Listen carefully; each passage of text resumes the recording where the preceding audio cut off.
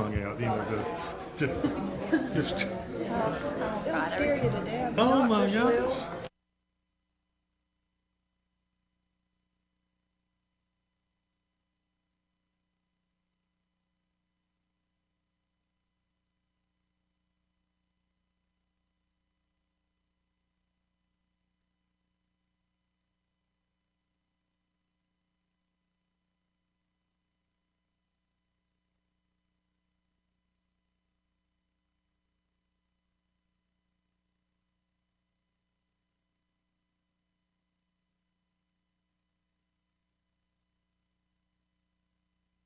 We'll open the meeting, special meeting for Summer House. Before we start, I'd like Jeff Goldberg to come up and give us an update on the storm so we can be prepared for that. Jeff, are you ready? Am I on?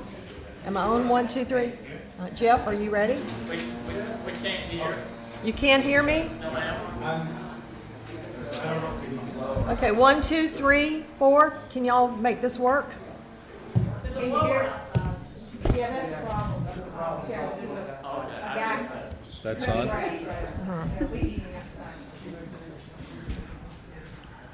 Okay, Jeff, go ahead and let's see if we can hear you while they're working on me. Okay, can you hear me? Yes. I hear me. Okay, we actually just got some recent updates, so I was actually just kind of scrolling through it. At the 8 a.m. advisory, or the 7 a.m. advisory for us, is they upgraded Tropical Depression 16 to Tropical Storm Nate. It has been slowly sliding a little bit more west, which is kind of a mixed blessing.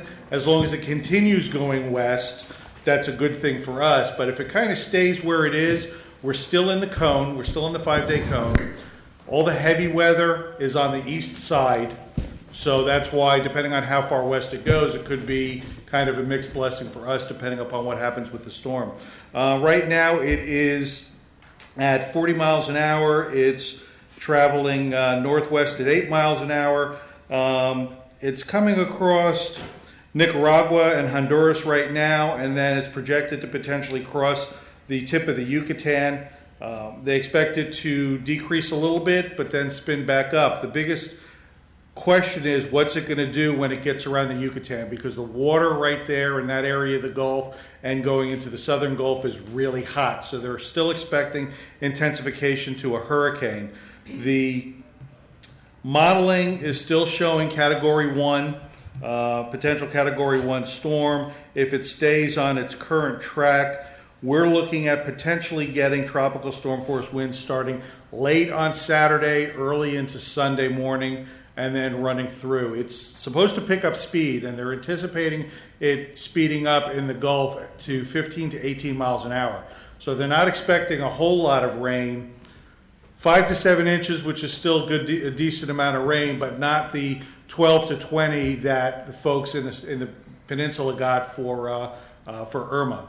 So, but that's generally because of the speed. We've got a conference call at 10:15 this morning with Division of Emergency Management in the National Hurricane Center, then another one at 4:15, and in between we have some additional coordination calls with EOC personnel and all the emergency support functions at 12:15, and then a regional call at 3 p.m. So we're still trying to get a good understanding of where this might go. Okay, and I understand school's out Monday, so that should help. And school is also closed half a day on Friday. So if we do need to open up shelters, we should be able to have them opened up. It's not going to affect school. I was talking to Superintendent Hughes and Charlie Morse all yesterday. So we should be able to hopefully get folks out on Monday sometime if we need to, into a host shelter. And Southwide Baptist Church, as well as the Phoenix Springs Community Center, those are a couple of our host shelters that we generally use. So we should be able to move folks out, and providing there's no damage, get school started again back on Tuesday. Again, depending upon how what the storm does. It's teacher work day that day and Monday. And then Columbus Day's Monday. Yeah. They never had this when I was there. I'm here instead. So we will be opening up the Citizen Information Center at 3 p.m. today. We're going to run it from 3 p.m. to 11 p.m. Just in case we start getting a heavy call volume, then at 11 p.m. we transition it over to 211 to take over, and then we'll open it up again tomorrow morning. And depending upon how long we keep things open is going to depend upon a couple of things. What the storm track is projected to do and what our call volume is. Last time we had a lot of phone calls, so we opened up the Citizen Information Center, which worked out really well. Okay, well, thank you. right. Thank you very much. Thank Call us if you need us. Will do. Thank you. Okay, Ms. Noyes, now we'll let you, Hey, before we do that, can we hear that? some kind of static or running water or, Jason, do you know? Somebody kicked or hit a mic, I heard it, and we got hit, so I don't know what it was.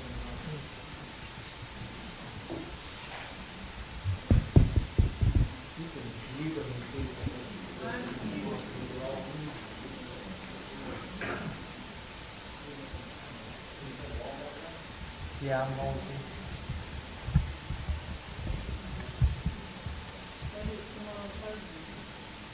that's better.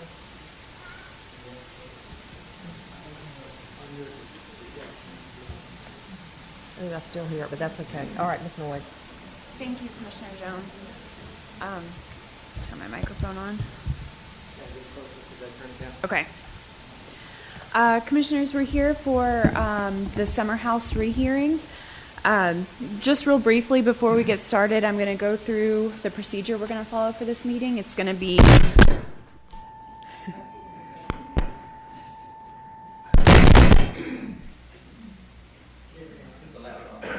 okay. Is it going to work? Okay. Thank you, Jason. Yeah, I don't think I could have stayed here with that in the back of my ear, so. Okay. Sorry about that, Commissioners. So again, the rehearing for Summer House is going to be a little bit of an unusual hearing compared to our normal quasi-judicial hearings. I'm going to give a brief background of why we're here for a rehearing. This item was first heard by the Board of County Commissioners on June 21st of 2016. At that meeting, there were only 4 commissioners present at the hearing. Commissioner Commander was absent from the hearing because she had had an injury prior to that, and she was unable to be there for a medical reason. After the hearing on this item, there was a motion to approve the project. That motion failed for a lack of second. Then there was a motion to deny the project, which was seconded. The vote on that motion was a 2-2 tie vote. After, and there was some discussion by Mr. Davis, the former county attorney at the time, stating that a 2-2 tie vote on any project that's quasi-judicial in nature is a denial of the project.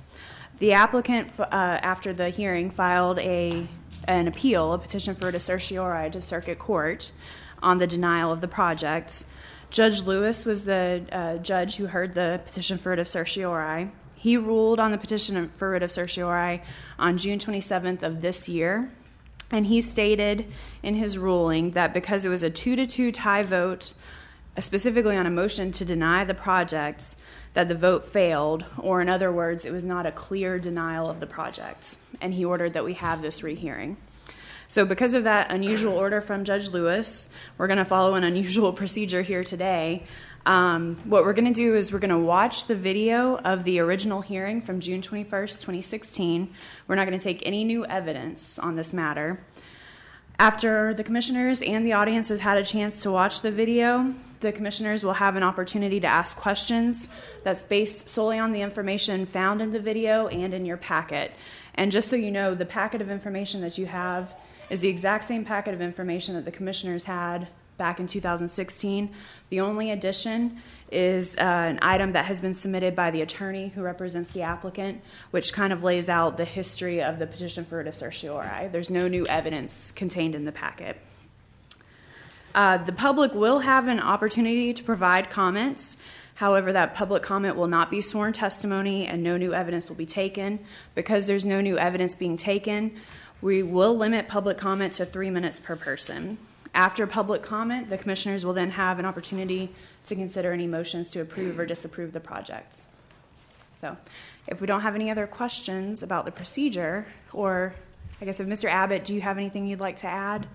Mr. Abbott represents the applicant. Thank you. No, ma'am, we agree that that's a fair recap, and Okay, thank you. So I guess we're ready to watch the video if you guys are ready. We're ready.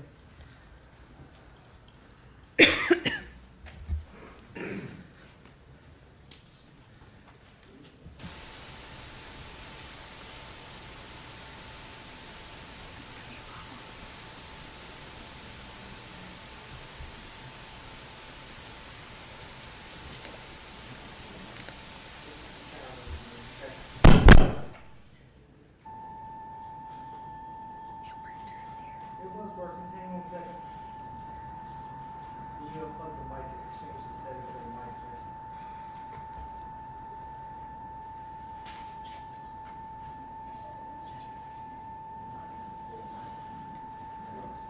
It's just not playing at all.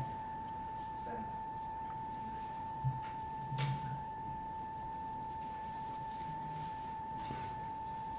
We need to get another computer. Do we need to take a short break, Lou? Yeah, we made conditions. Okay. Okay. We'll take a 5-minute break while he works on the computer.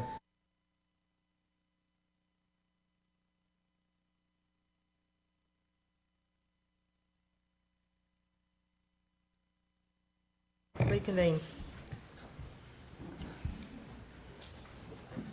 Next item on our agenda is the Emerald Bay Phase 2A final plat. This is a plat application submitted by Preble Rouge, requesting approval to plat 23 single-family lots on approximately 4.54 acres. Be happy to answer any kind of questions you got. Any other questions? Any questions from the audience? Questions, comments from the audience? Motion to approve with staff, any staff comments and conditions. Motion is second. All in favor, say aye. Aye. Aye. Any opposed, like sign. Okay, next. Thank you, Cliff.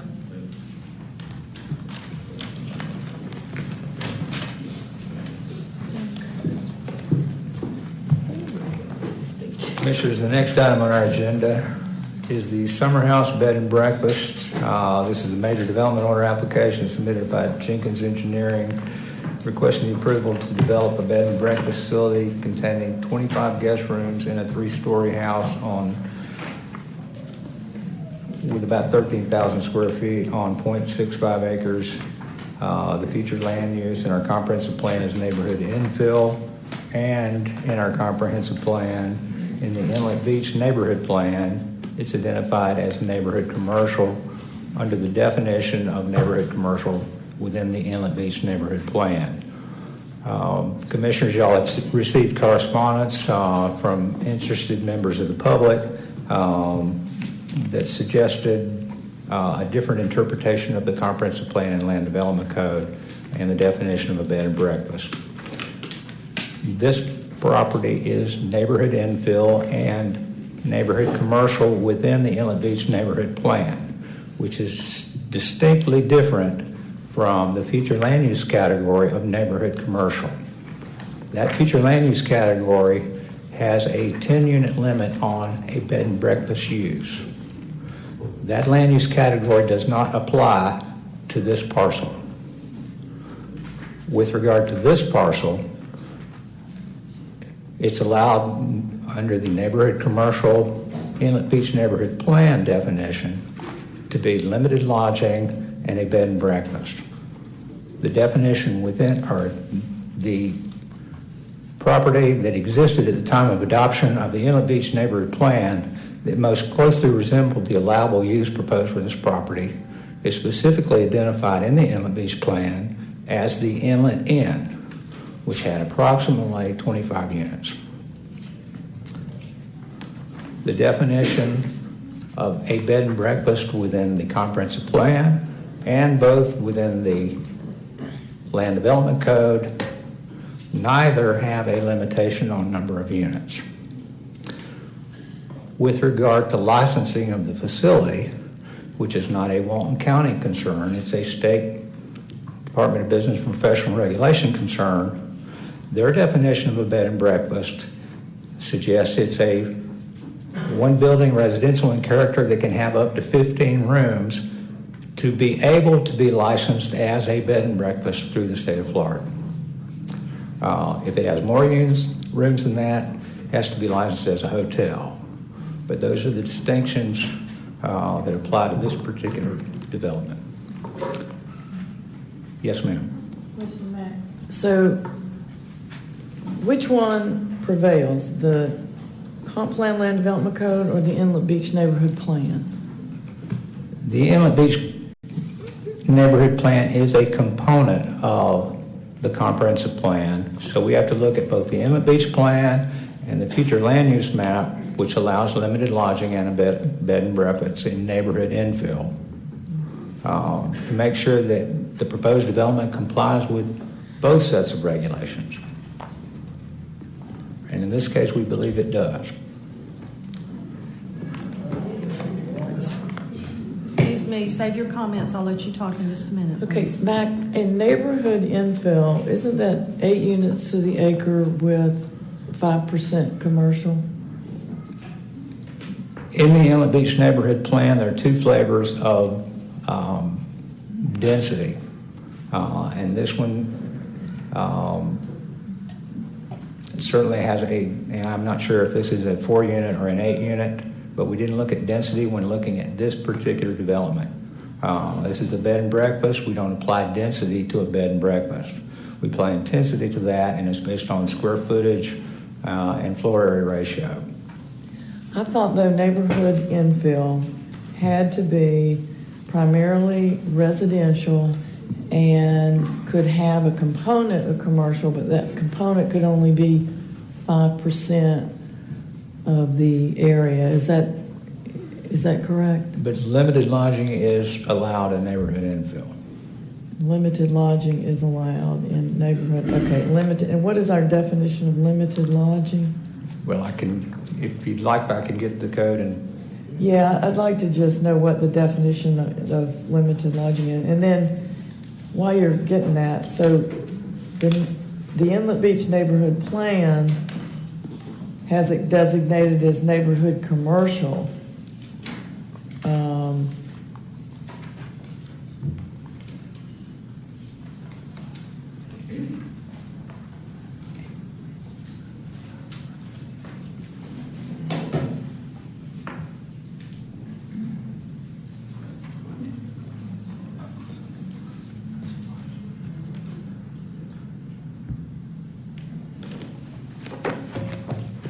Walton County Comprehensive Plan glossary of terms on page 3 of 28 defines a bed and breakfast as a limited lodging facility under single ownership that is residential in appearance and character.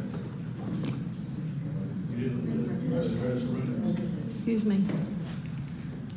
Okay, and then is there a limit on the number of rooms? No, ma'am. Okay, and then when you go to the Inlet Beach Neighborhood Plan, what is their definition of what's allowed in their neighborhood commercial?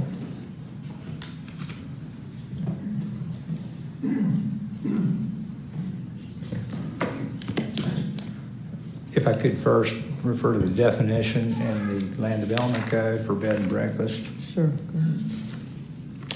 It's a commercial lodging establishment providing rooms for rent on a short-term rental basis, which provides meal services as a component of the rental agreement. The distinguishing characteristic of this establishment is the residential character of the building and grounds and resulting minimal impacts on commercial intensity on surrounding properties.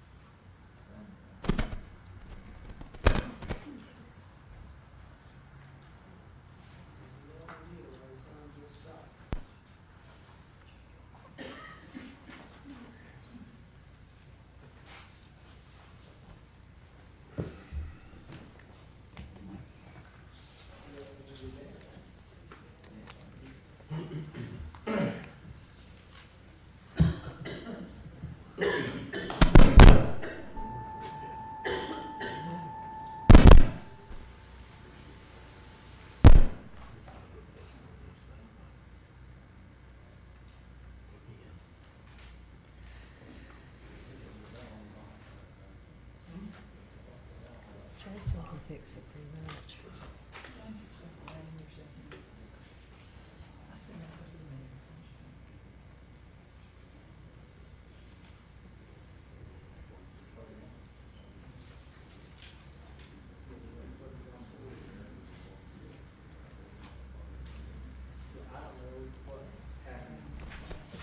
Did you try a different computer earlier? No, this is one we used, and it worked this morning too, so. Well, it's not, yeah, we could try another computer. I just don't want to postpone this another day. if we No, can I help it. agree.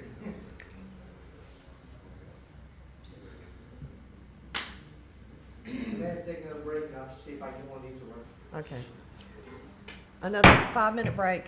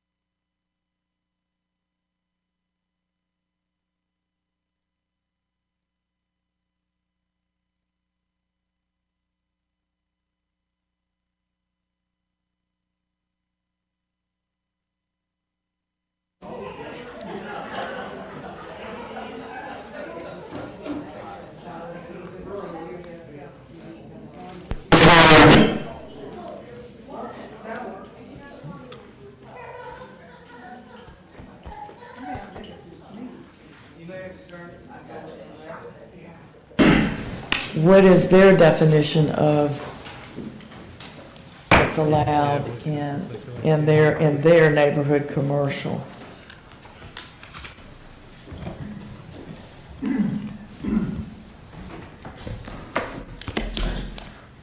If I could first refer to the definition in the Land Development Code for bed and breakfast. Sure, go ahead. It's a commercial lodging establishment providing rooms for rent on a short-term rental basis which provides meal services as a component of the rental agreement. The distinguishing characteristic of this establishment is the residential character of the building and grounds and resulting minimal impacts on commercial intensity on surrounding properties. There is no limitation on the number of rooms.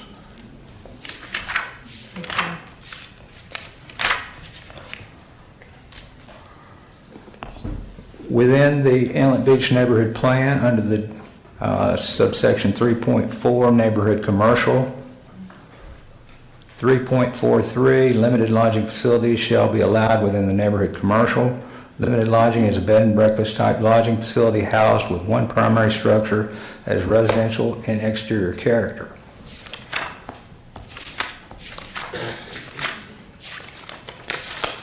Now, if we go to Appendix D, Neighborhood Commercial Designation, the neighborhood commercial of Inlet Beach is made up of properties along the northern section of Highway 30A and those properties located on US 98 corridor, which transits Inlet Beach from east to west.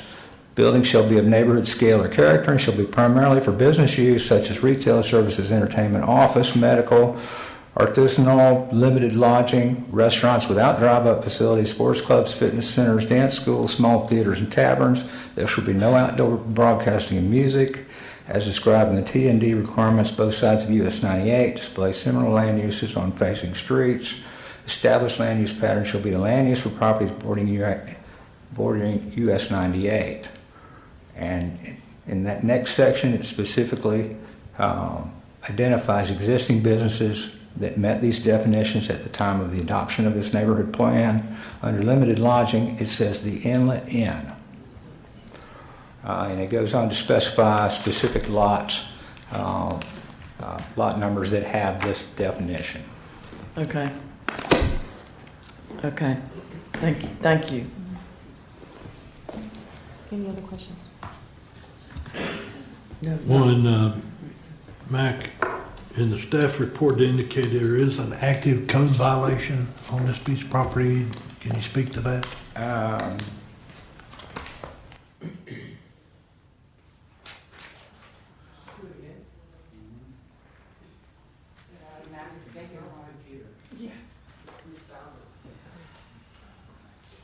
Maybe if you could go look a little bit forward past that point, it might get stuck at that one point. That's a different spot though. It's not the same spot.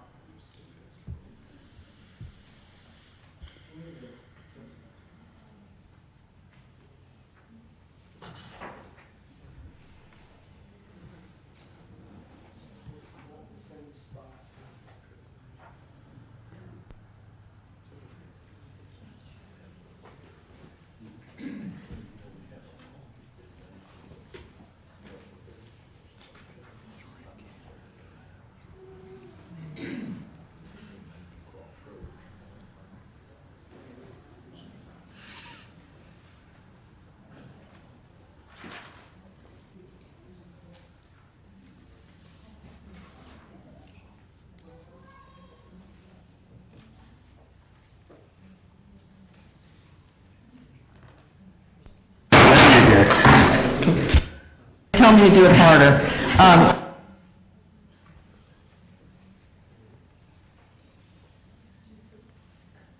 Section 3.4, neighborhood commercial.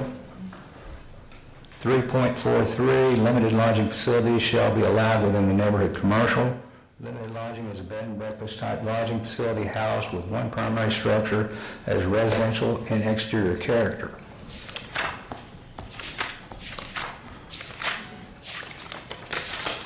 Now, if we go to Appendix D, Neighborhood Commercial Designation,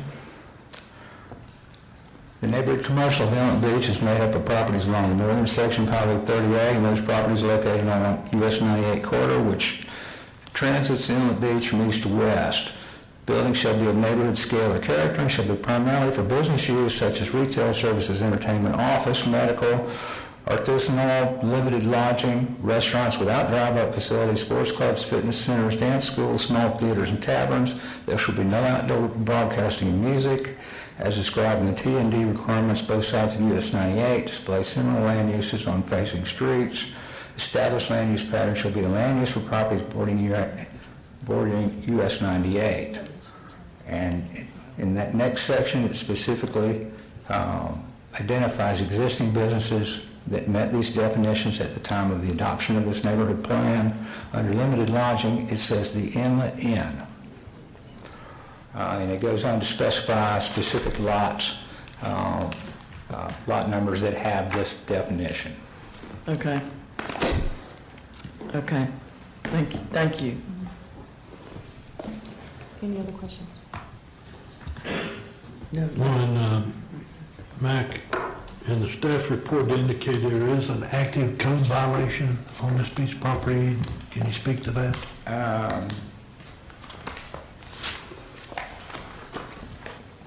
I'm not sure exactly what that is, but our staff does know. Good.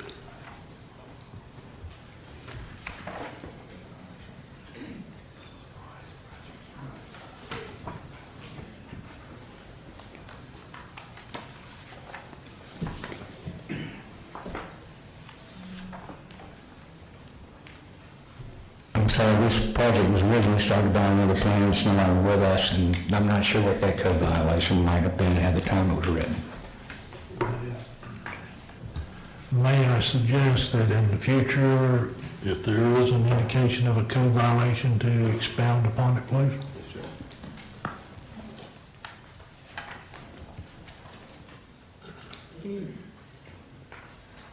Any other questions, comments before we hear from the applicant? No. Scott Jenkins, Mr. Jenkins. Thank you. Scott Jenkins with Jenkins Engineering. I have been sworn in tonight. I think Mac did a pretty good job of explaining the important issues associated with this. I'll just run through the information on the site itself. As Mac stated, it is on the north side of 98. It abuts 98 and accesses off of 98 in the Inlet Beach area. It's about 0.65 acres. The future land use is infill, but the neighborhood commercial overlay in the Inlet Beach neighborhood plan is actually I think the guiding guidance that we're kind of bound to as far as the design of this site. Within the neighborhood plan, it allows for a maximum floor area ratio and maximum impervious surface ratios, both of which we meet. And actually, this site is about 50% of the impervious surface, so about 50% is open space. We've designed the project to retain the 100-year event. We have a good site that has good sands. It's a mix of both exfiltration that's underneath the parking and swales throughout the site. As you can see on the site plan here, actually we have landscape buffers that are 20 feet, landscape buffers along the east property line here, and a 20-foot landscape buffer along the northern property line. We have a 25-foot scenic corridor buffer. This has been through Design Review Board also, and Planning Commission. The parking requirements on the site were actually 27.5 spaces, which we round up to 28, and we provide 28 spaces on site. It has parking on the first level with 2 stories above, and that basically gives you the highlights of the property itself. Again, the traffic access is off of 98 where they have an existing curb cut already. The general information associated with the site and the architectural, I'll let Steve talk about some of the characteristics associated with the building. But as Max stated, it's about 13,000 square feet total, so about 6,500 or 6,600 per level, basically, of a footprint. I'll be happy to answer any engineering questions you guys may have. So the drainage, Scott, is going to be underground? Not all of it. We actually have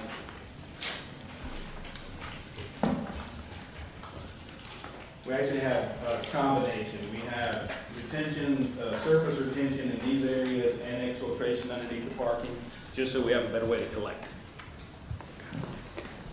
And then how much parking do you have? 28 spaces, with 2 of those being handicapped.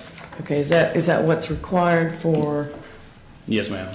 and these are they like bedrooms or like one room with a bed in it and a bath They in are. every They're- room? Yes, ma'am, they're one room. Is there a kitchen and a dining area and, There is, it's a little harder to see on this layout, but there's actually a lobby area and a dining area that's on this level here. Steve can speak more to that. It's about 20% of the total building area is common space. okay, thanks, that's all the question I had. I'll let Steve speak about the architectural components.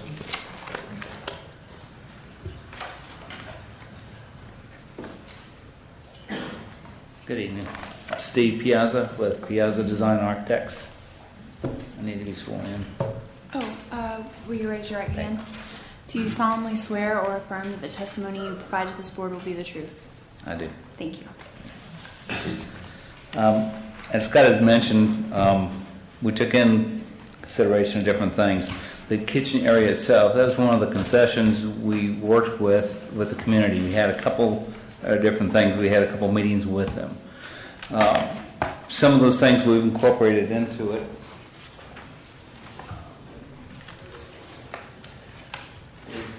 There's the landscape buffer. They requested that the trees in that 20-foot strip along the residential areas to the north and to the east side to put in larger trees, put in some pine trees, put in something that's going to have some height to it to block their view.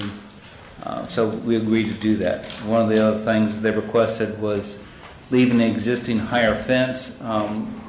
We can't do that, but you can if you just, because it has to be a 6-foot high fence. If they want to leave the 8, I think you can grant that.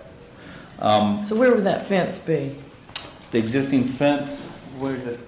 It's along the boundary of the subdivision to the east, basically. Okay, so you've got proposed a 6-foot fence? Well, there's an existing fence in the area already. We would like to leave that there or make it better if possible. The problem is scenic corridor allows a height limitation of 6 feet. when you're on Right. scenic corridor. Okay. Is that a variance, Sydney, or is that? Yes, ma'am. So the variance process for the scenic corridor is actually before the design review board. Yeah, so that we couldn't vary the fence with this, is that right? That's correct. Design review board. Yeah, y'all have to take that to the design review board, okay. Okay, if you put that to the rendering. But we could put bigger trees there. Yeah, larger and that was part of the trees. thing, something like a pine tree that would be faster growing, that would give more of an area. Some of the end of the discussions, other than we had a 3-story, we took the top floor off, reduced the number of units to 25, it was 28 or 29. So we It's did. 25 feet? We took the top floor off completely. Also, there was concerns about people on the walkway looking back towards the residential area. We redesigned the floor plan to eliminate some of that problem. You see in your package, the floor plan, there used to be a walkway on the north side over the roadway. We now have units there. So it limits it. I can't totally block that because we want views. It's got rooms on all sides. I can't just make a wall there. Some of the other things were the kitchen. They didn't want to have the smells from the kitchen, so we've gone ahead and done a food prep area where it would be cooked basically off-site and brought to the site and just put in a prep area so we wouldn't have the kitchen problem for the neighborhood. And those are basically some of the concessions we worked in and got to the point where we are right now. Limited the numbers, rotated the rooms, that there's not a uniform look to it. If you notice, the rooms rotate 90 degrees in pairs, and give private areas and public areas. Like Scott had said, about 20% of our gross square footage is dedicated towards public. Whether it's the lobby, we have a sitting room, we have a dining area, we have a lounge and library on the 3rd floor, we have open deck areas for gathering places. bicycle racks and stuff from the ground, just trying to keep it, more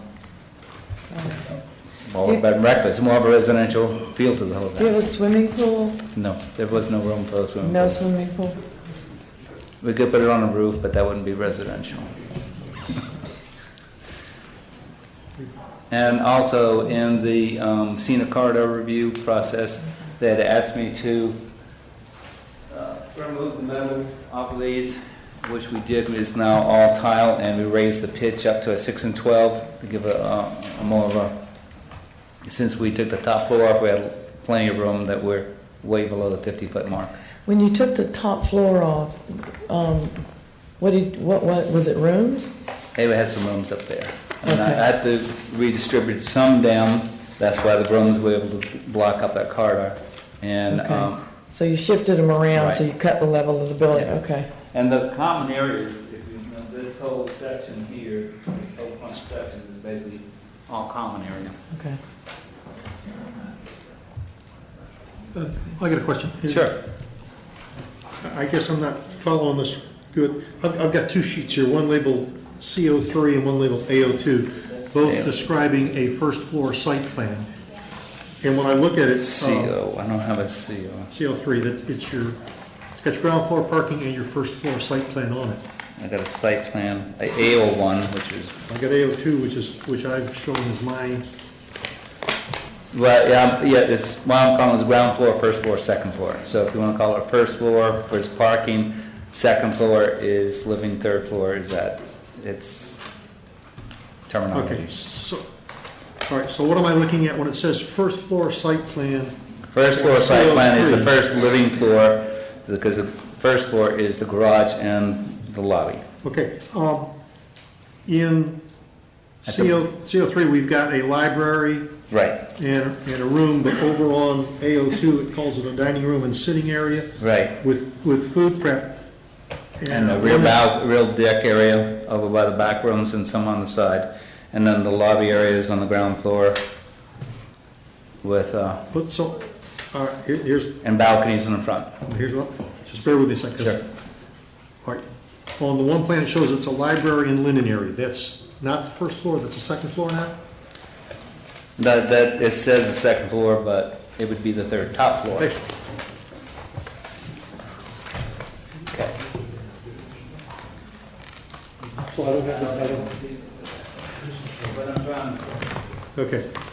What I'm So- talking about All right, is, this level here is ground level, which is mostly parking. Scott, First you floor is this level, second floor is this level. okay. Scott, do you have your CO3 plan? Yes, sir. I'm looking at your CO3 drawings and then Right. AO2 drawings, and this is where I'm getting a little bit Okay. not understanding, is, O2 drawings is this level, right here. Right. O3 drawing is this level, right here. okay. What I'm looking is both labeled first floor plan. Yeah, see, it's got first, it says first floor, and then when you look at it, it shows the library and such. So- Library and a linen room, whereas on this one, it shows a dining room and food prep. See up above, it says first floor.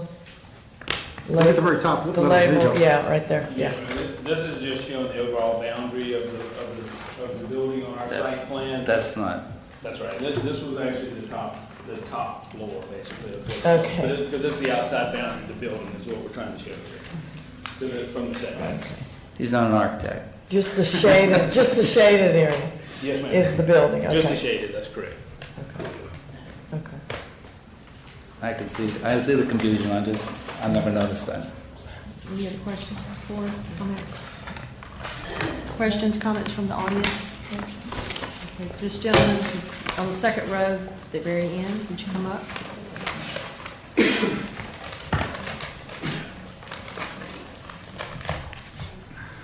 State your name and were you sworn? Commissioners, I'm Charles Shaddy, and I've been sworn. How do you spell your last name? Schatti.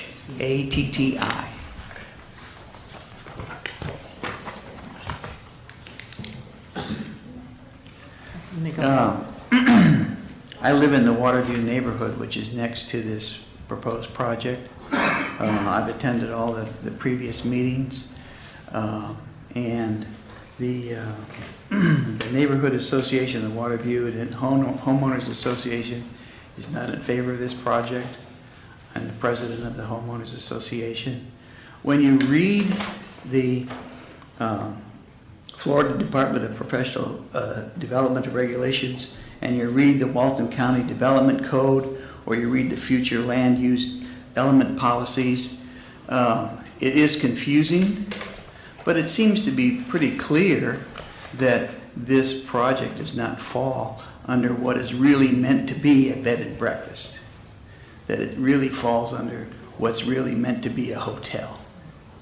Okay? And if this thing is approved, okay, that's just going to open the door for other developers to come in and build more hotels, because once you open that door, it's open and it's hard to close again.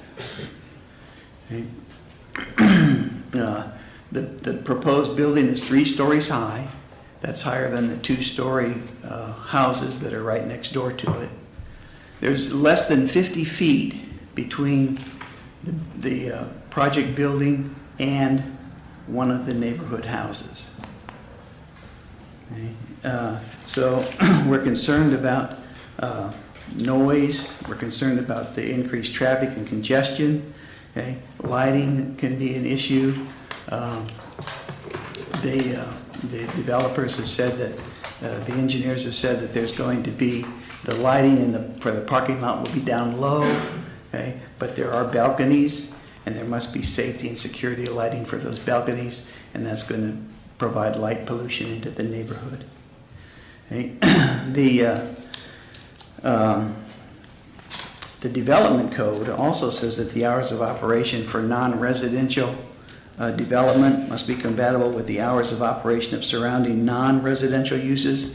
There are no other commercial buildings in that area that are going to be used 24 hours a day. Okay? So this is different from all the other commercial properties there. Okay, also that the proposed development will not create adverse impacts from noise, smoke, exhaust, emissions, dust, lighting, vibration, okay, detrimental to the reasonable use or enjoyment of the existing surrounding neighborhood. Okay, and we believe that this would be the case here, especially with the lighting and the noise from the operations of the establishment. I think that this project will impact the neighborhood and impact the property values, and really should not be approved. Thank you very much. Thank you for your comments. Next.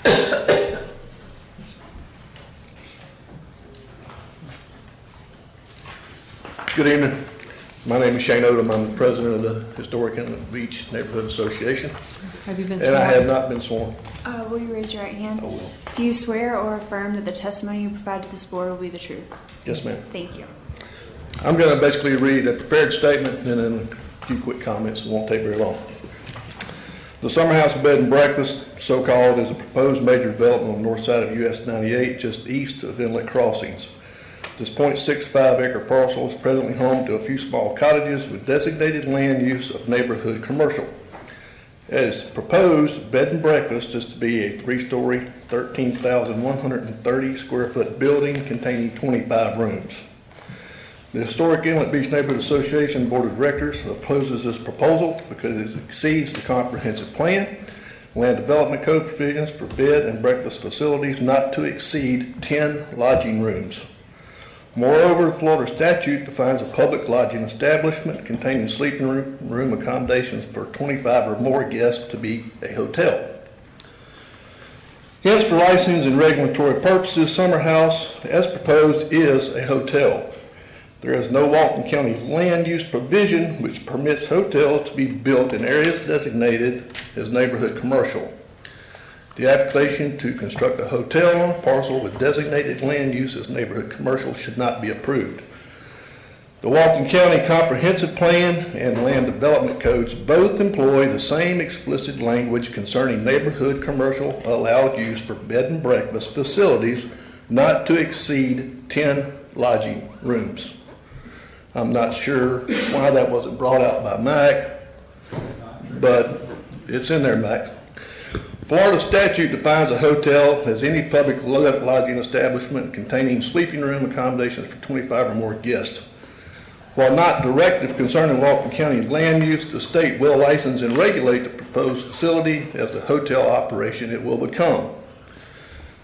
The Board of County Commissioners should deny the application as not compliant with clear comprehensive plan and land development code guidance. Now, from listening to Mac, it seems like somebody has gone through a lot of research to try to find the gap between the comprehensive land plan and the inlet beach overlay. And I don't think that's the way either one were intended to be used. The question's been asked several times, and I still don't think we have an answer. Well, we got sort of an answer.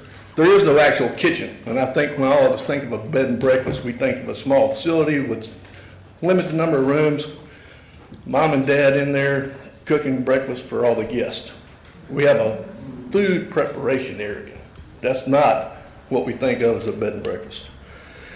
And what is the actual height? Has anybody asked what is the actual height of it? You know? Yeah, 32 feet. To the very top. To the very top? Okay. Or to the midline? What? Where are you asking? Just curious. You brought up that we had taken off the third floor, which we didn't take off the third floor. We did some redesign work, but we didn't eliminate it. It's still a 3-story.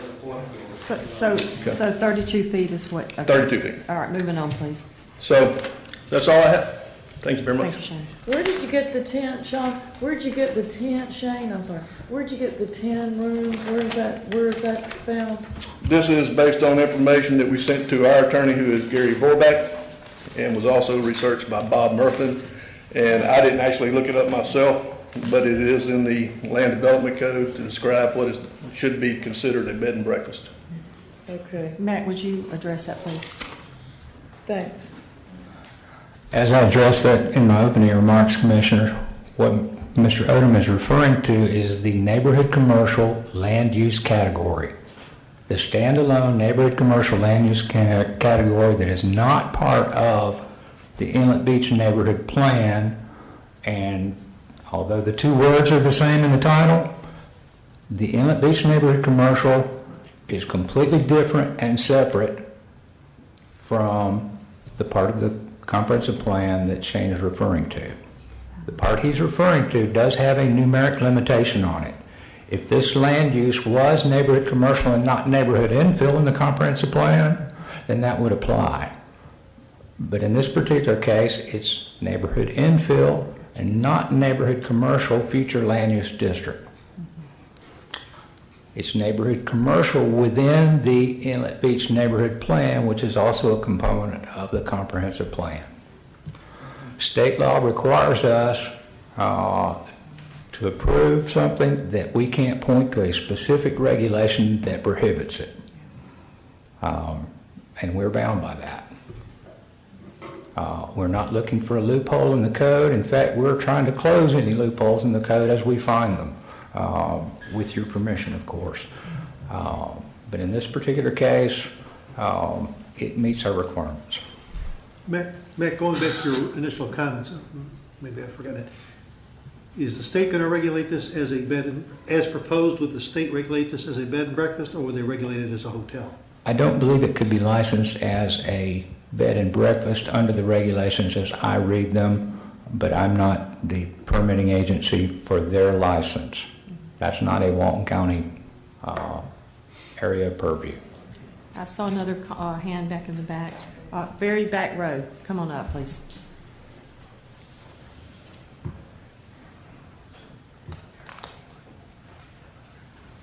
Hello, my name is Frank Green, Greene.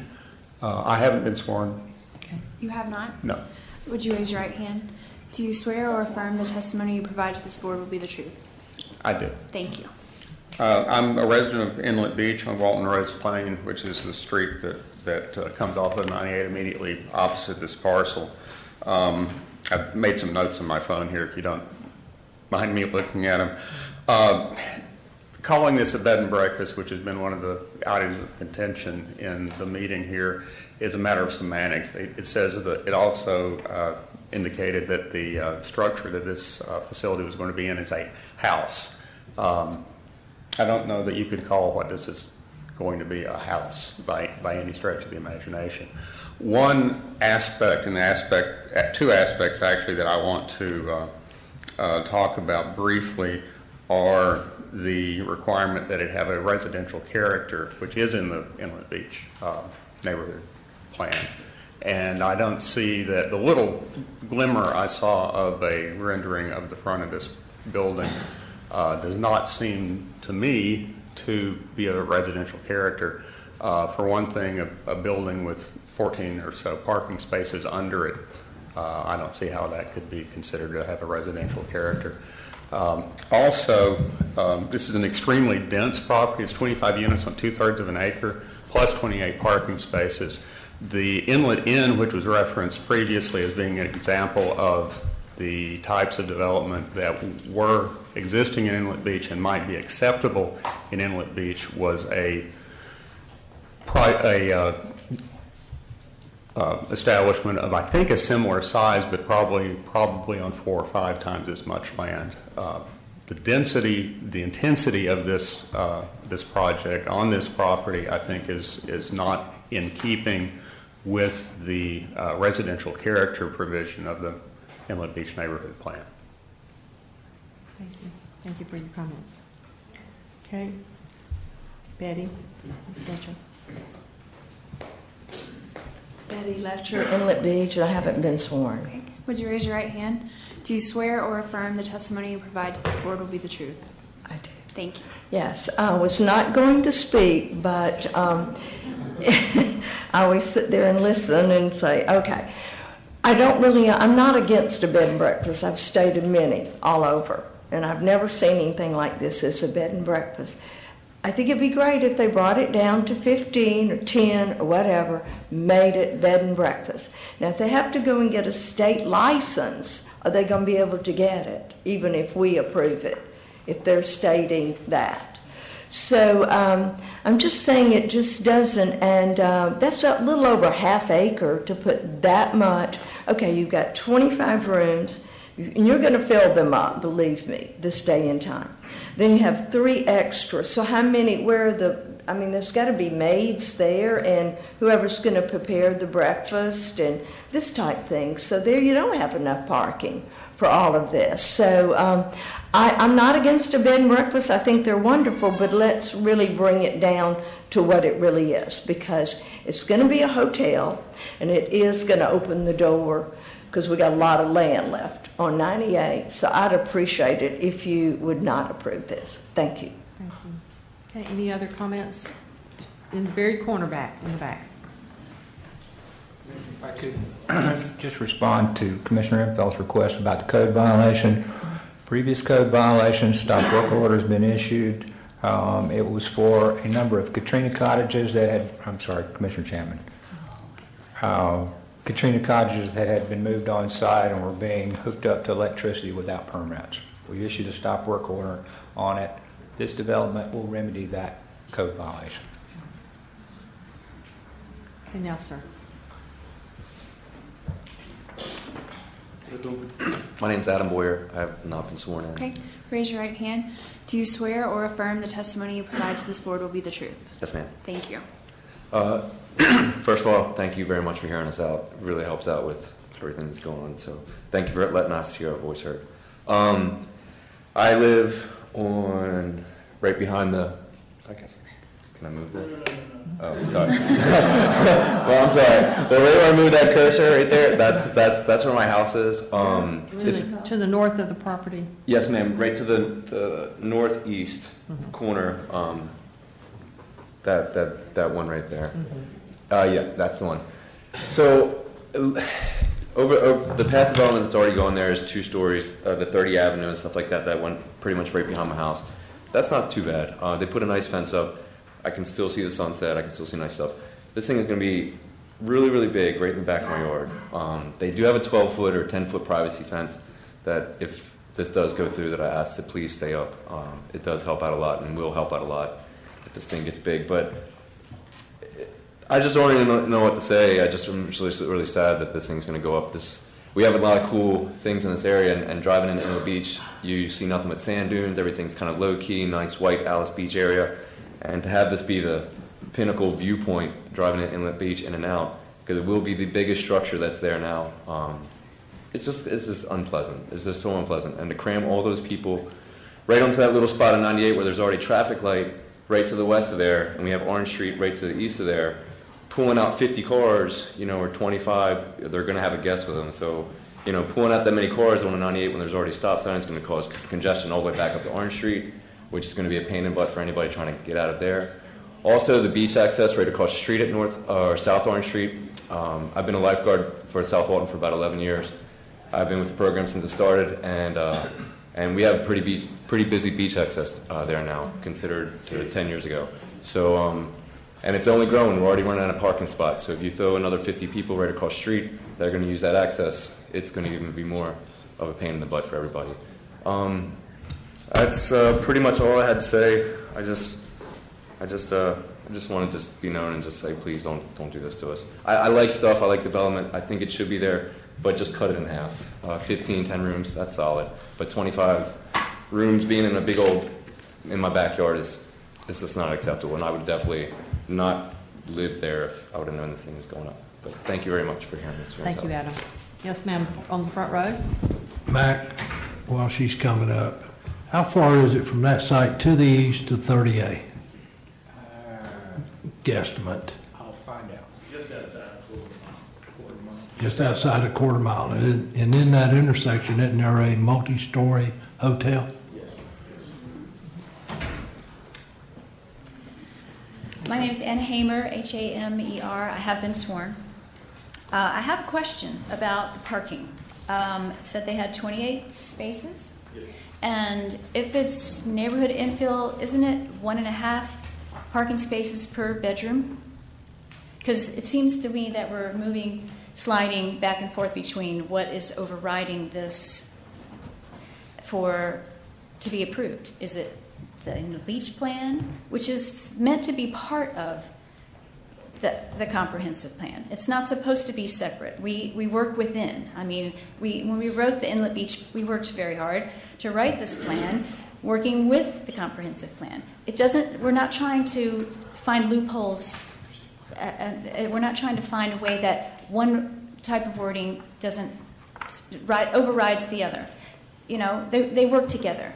So, but it seems to me the parking, if it's neighborhood infill, then it should be 1.5 spaces per bedroom. But if it's neighborhood commercial, so there seems to be, we're sliding around here, and that's my question.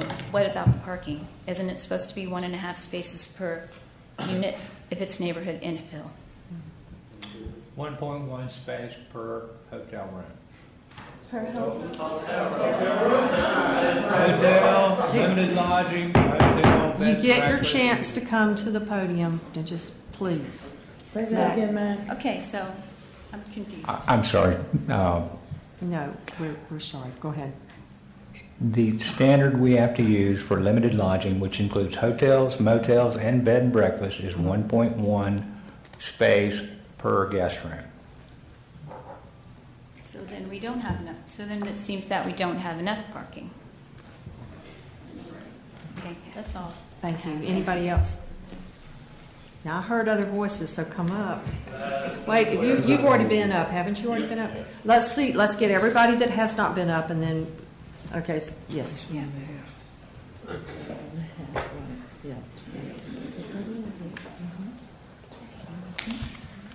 My name is Nicholas Beninati, that's Beninate, and I have been sworn.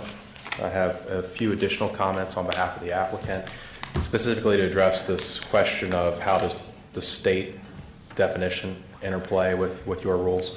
I'd like to just first of all state that I provided an opinion letter ahead of time to your county attorney and your planning staff. I think if you ask your county attorney, you'll hear that he agrees with these opinions. The general conclusions of that letter were that the state's definition is not relevant to your decision tonight. It's Sir, not I'm relevant sorry, to are your you code. representing the applicant? Yes, ma'am. Okay. Yeah, it should be rebuttal. Yeah, You'll have to wait till the end of the public comment. That's fine. Sure. We'll get you back up. Anybody else from the audience? Yes, sir, right here.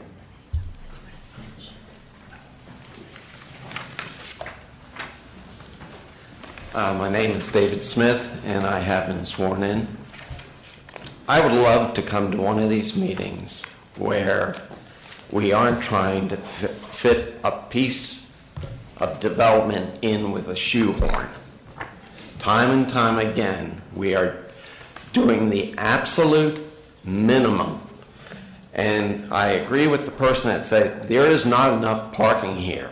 And I would like the developers to count out the 28 spaces that they are counting.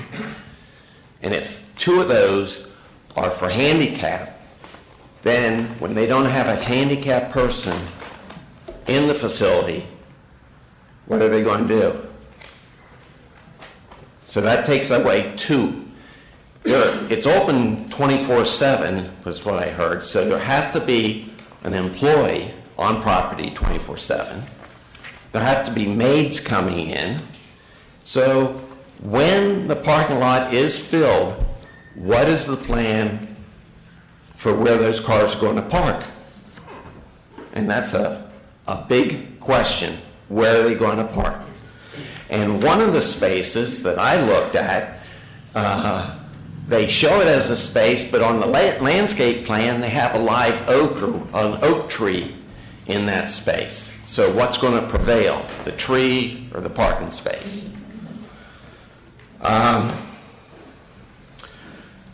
Before I've been to some of these meetings, and I was always told the comprehensive plan always prevails. Is that what I'm hearing tonight? I'm hearing, well, maybe not. Maybe the inlet beach plan prevails. Maybe it doesn't. And also, I can appreciate that they say the state licensing doesn't hold any weight, but if they are going to have to pay to get that licensing, then it should say it's a bed and breakfast and not a hotel. It just makes common sense. And I think that's what we're looking for here, is just some common sense, that they're trying to put a hotel on a piece of property that it doesn't fit on. Thank you. Thank you. Thank you. Any other comments from the audience? If there's no other comments, then Shane, you can come back up, Mr. Whatever your name is, Shane. Sorry. I just want to clarify my statement that I think Mac took inappropriately. I wasn't saying that staff tried to find a gap. What I am saying is the applicant has identified an area that seems to be gray between the comp plan and the inlet beach plan that he thinks he can use to build a hotel and call it a bed and breakfast. And if the commission allows that, that's going to continue to happen. Because the next guy that wants to build a hotel will come say, I'm building a bed and breakfast. So we have to establish a precedent now. And somebody somewhere within the county really needs to start looking at the Inlet Beach neighborhood plan and the comp plan and seeing where these gaps are or these gray areas, and let's get them closed. Thank you. Thank you. Okay. Any other comments before we have the rebuttal? Okay. Okay. Scott, are y'all ready to come? Oh, yes, sir. You come up now. Now's the time to come. My apologies. Things are a little more formal tonight than I'm used to. Do you want me to start over? Yes. Okay. And I'm new, so if it's more formal, it's because I'm just a formal person. Oh, it's better this way. Okay, go ahead. All right. My name is Nick Beninati, Beninate. I have been sworn in. I'm an attorney speaking on behalf of the applicant. Just additional comments to address some of the items that have been discussed. I'm focusing just about entirely on this numerical standard question, and to the extent that the state's rule matters tonight. In advance of this meeting, I submitted an opinion letter to your county attorney. As I mentioned before, I think he'll agree with these opinions. I welcome you to encourage you to ask him his opinion. The general conclusions, though, were that the state's 15-unit rule doesn't apply tonight. It's not relevant. You have your own rules that you apply, and that this area doesn't actually have a numerical standard at all. You focus on the exterior residential character. That's the primary consideration. So the first point I'd like to make, a few points. The simplest is we're not talking about the same terms. We're loosely saying bed and breakfast, but the state's term it uses, it's a defined term, it's a licensed category, is bed and breakfast inn. It's very specifically defined. In your local codes, you never use the term bed and breakfast inn, ever. In the neighborhood plan for Inlet Beach, the phrase is actually bed and breakfast type lodging facility. You use different variations of phrases similar to that throughout your local codes, but never bed and breakfast inn. You'll also find that the definition for the state it's not just this numerical issue. It's not similar at all to any of your definitions because it wasn't meant to be.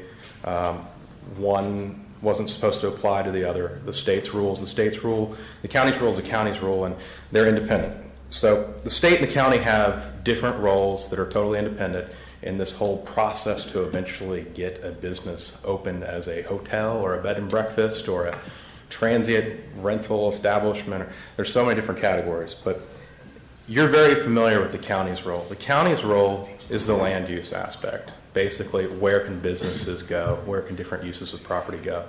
We've been working through those issues all night. That's your domain. The state has a totally different role. They have a business licensing, regulation, and inspection program. It's focused on health, safety, and consumer protection issues. And they don't focus on they don't focus on land use issues here. Those are all dealt with in other chapters that the state has promulgated in the statutes. And they've clearly given those land use roles to counties and cities, except for a few very specific areas to deal with big projects, important comprehensive plan changes, not regular development order approvals on small acreage for small businesses. So what's interesting, if that's still hard to fathom that the state's rule really doesn't matter, the state doesn't care about this. So this is the application package for the state's license. This is the same package for hotel, motel, transient apartment, bed and breakfast inn. They don't even ask what the zoning, what the future land use category is. They don't ask what neighborhood plans might be in place. They're not worried about it. They leave that all up to you. So they're not intending to override any of your definitions. Just in summary, this property doesn't have a certain numerical limitation, but we do encourage you to analyze the effort and the design that the applicant's gone through, the accommodations they've made with many of the other folks around the neighborhood in the area that aren't here tonight. This started off looking a little different and ended up looking much more residential, and we just request that you approve this project pursuant to your local codes. Thank you. Scott, do you have any other comments? Just a couple of things. Just to clarify, I guess. One was the parking question. As stated by MAC, the requirement is 1.1 space per room. We have 25 rooms. That would be 27 and a half spaces as required. We provide 28. Because this is in the scenic corridor, we could have actually applied a 20% reduction because our parking's in the rear and the side. We did not. We did not do that. We provided what was required. The other thing that I would say is that, I heard the statement said they're trying to put too much on too small a piece of property. I'd point out again that the impervious surface ratio is 50% on this, or a little less than 50. It's 50% green space on the piece of property. And then also I would say that, the Inlet Beach neighborhood plan is part of the comprehensive plan. There's been some confusion about that. It's part of it, and it's adopted by the county to be the guiding issues within this area. And, we're not trying to get around any codes. We're just trying to apply the code and do what the code says can be done on this piece of property. And there is nothing that I've seen and nothing that staff's pointed out tonight that's not met on this piece of property. And we just ask that you guys would consider that. Thank you. Any other comments, questions?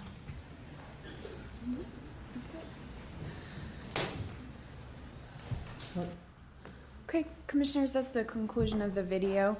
So at this time, we can have an opportunity for Commissioners to ask any questions based on the evidence in your packet or the video that you've watched. And we'll also take public comments, and we'll limit that to 3 minutes per person. Again, there's not going to be any new evidence presented, and the testimony of the public will not be sworn. Who would like to start with questions? Mr. Chapman? I don't want to start yet. Okay, anyone else? I'm just wondering if we ought not have public comment. We can do that. Before we That's start fine. to engage. That's fine. Okay. All right, the first person is Danny Hornsby. Danny Hornsby.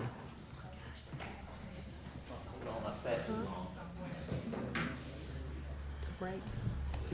Oh, okay. Yes, sir, go ahead. My name's Danny Hornsby. I live at Inlet Beach, 202 Pompano. We have a gray area in here that they're trying to define. That the Walton County says a bed and breakfast is 10 rooms. The state says a bed and breakfast is 15 rooms. So they say that we don't have anything in our plan, and they refer to the Inlet Inn, which was here when we made our plan. It was grandfathered in. So there's a gray area in why they're trying to drag Inlet into this. You can build it, but you cannot operate it according to the state. So they're build it, and then they're going to apply for a hardship that we can't operate. So now we need to change this designation to a hotel, which changes everything. And they keep saying the state does not apply. It does apply because they cannot operate it. Why would you allow something to be built that cannot be operated? Thank you. Thank you, Mr. Hornsby. Betty Letcher.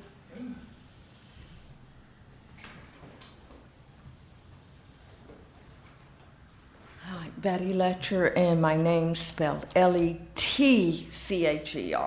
and this last wasn't spelled right. Good morning. Good morning. Okay, I go back to the same thing. I'm not against a 15-room or 10 truly to look like a bed and breakfast. This does not look like a bed and breakfast. It's not, and it's just like what Danny just said. They'll build it if y'all approve it, and then when they can't get the state to agree that it's a bed and breakfast, then they'll go to variance and they'll become a hotel. So I do urge you, please, to look at what that you have in front of you and come to the right conclusion that it is truly a hotel. And then the doors open to everything else. Thank you so much. Thank you. Richard Gaffey.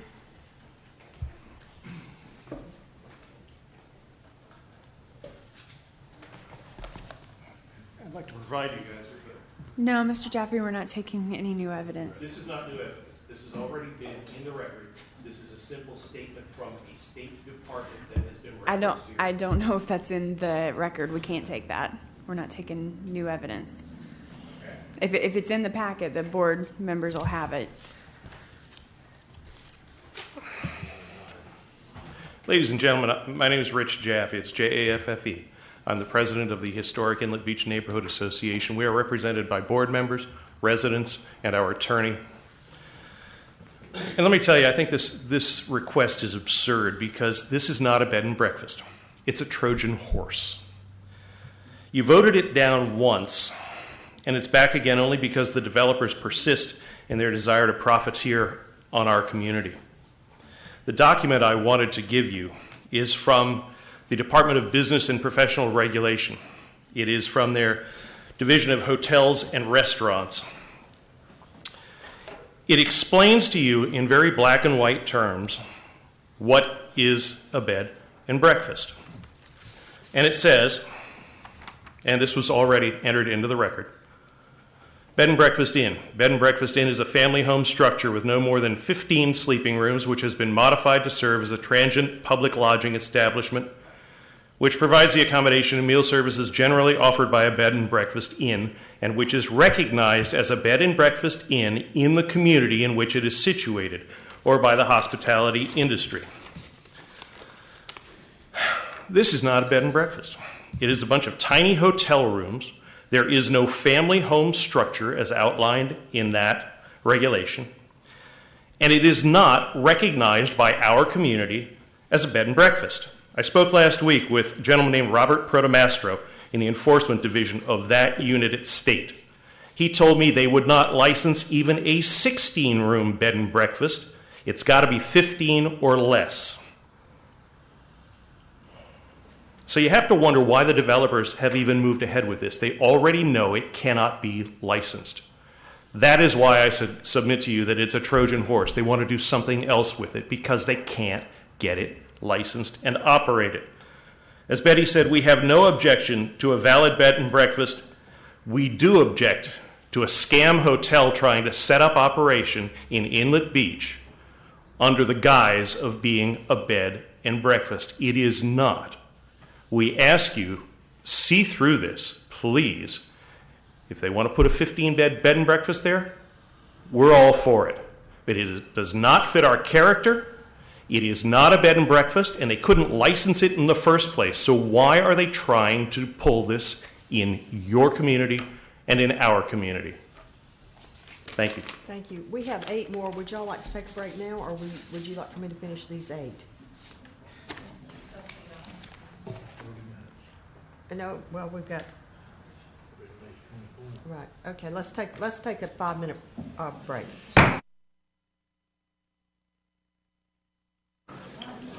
Please take your seats, we'll reconvene.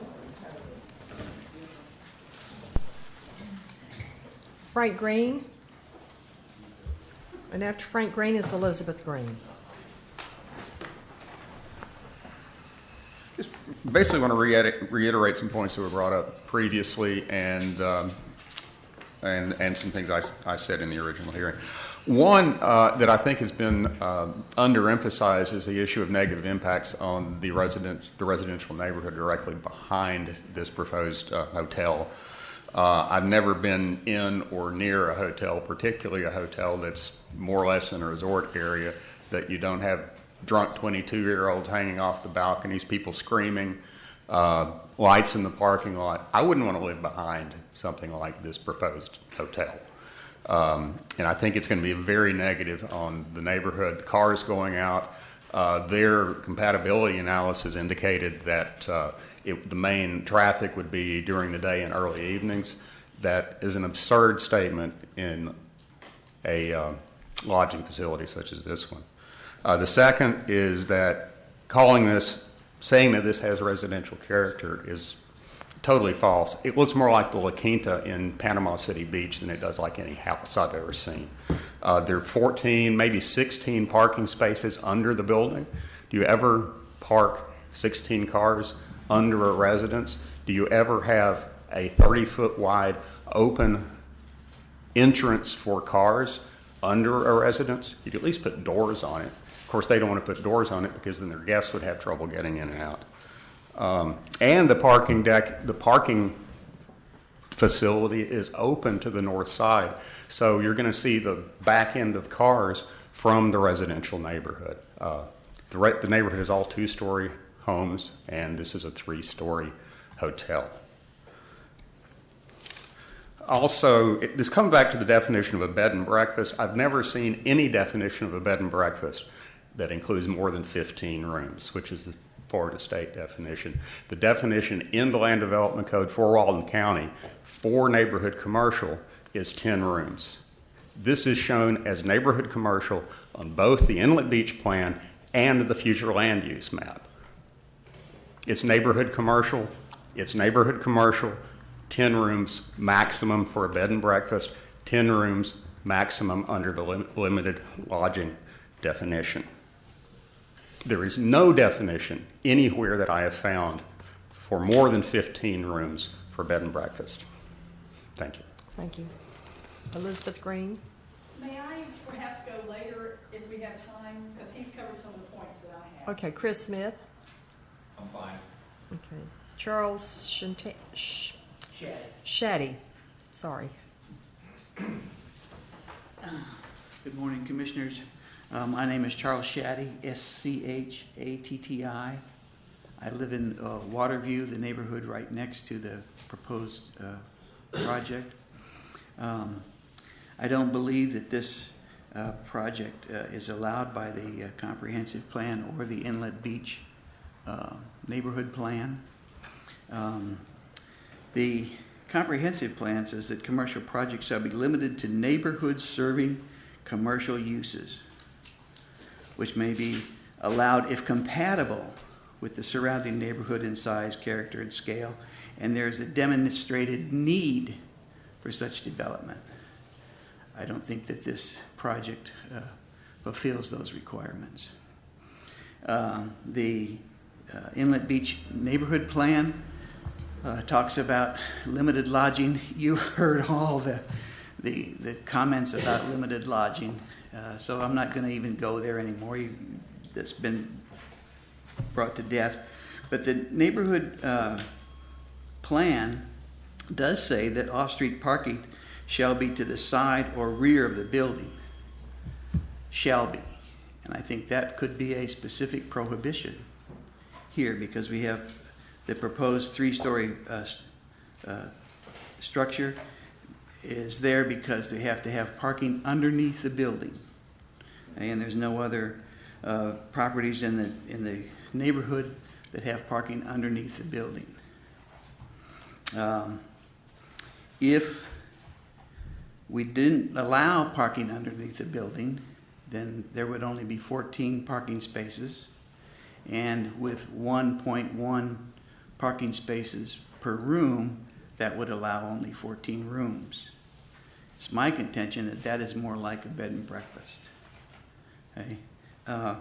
And it would also mean that the structure would only be 2 stories rather than 3.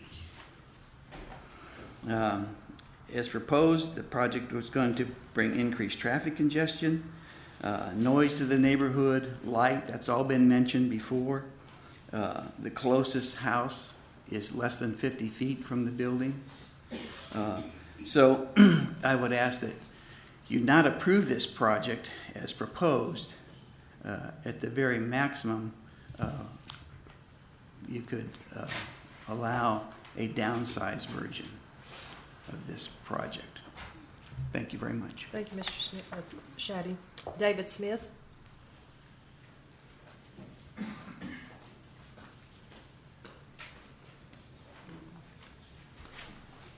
My name is David Smith. I haven't been sworn in. We're not taking sworn okay. testimony, Mr. Smith. My question is several. The applicant has stated that they have met all the criteria necessary. In reality, maybe they have, maybe they haven't. The transportation concurrency was a buyout. In other words, they did not meet the criteria, but the county has allowed them to buy it out. Sewer concurrency, I don't think that was ever addressed in any of the paperwork that has been submitted. And so that is a missing situation that the Inlet Beach is up against limitations on sewer connections. And finally, the one I talked to before about is the parking. Could someone point out exactly 28 spaces that are on their layout?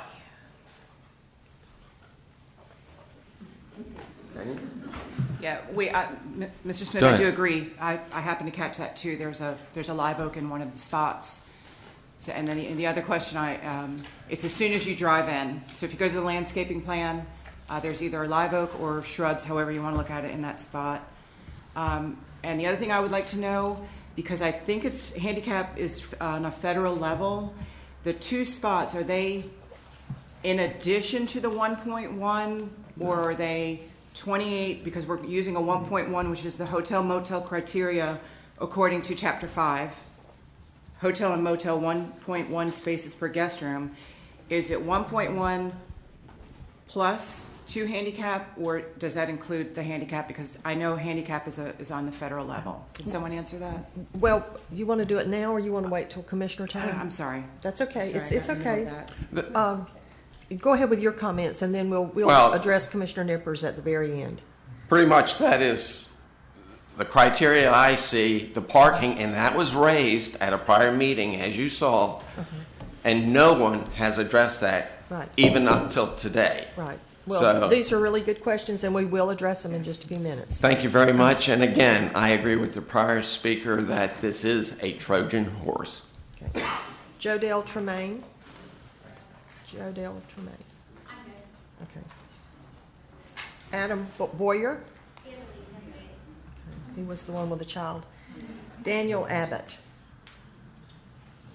Thank you. I'm the attorney Okay. for the applicant. I can Okay. verify. So is there any, okay, Elizabeth Green.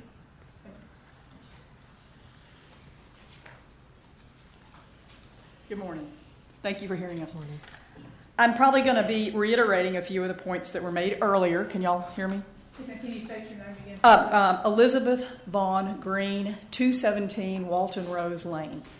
Our road to Walton Rose Lane, as you head north, points directly at this. So on one level, the lighting will greatly affect us. And I've never seen, I mean, you have to, through codes, have a certain amount of lighting. Okay. There was something that was said earlier about most of the folks, I believe, they're saying will not be there. Let me see, my notes, forgive me, I'm not good at this. They say that most of the activity will be during the early evening and the day and not at night. This is a hotel. You come back to your room at night. You know, they're going to be raising a ruckus and making noise, and I would hate to live behind this. It's just going to be insane. I know how bad it is on the south side where I am with some of these party houses. And this is going to be times 25. Well, anyway. So I'm just adding to that. And anybody who's worked in a restaurant, which most of us have, to put ourselves through college or something, know how nasty restaurants or kitchen prep areas, or whatever they want to call them, are. There'll have to be a dumpster. Ugh. Half the time they end up planting the dumpster in one of the parking spaces.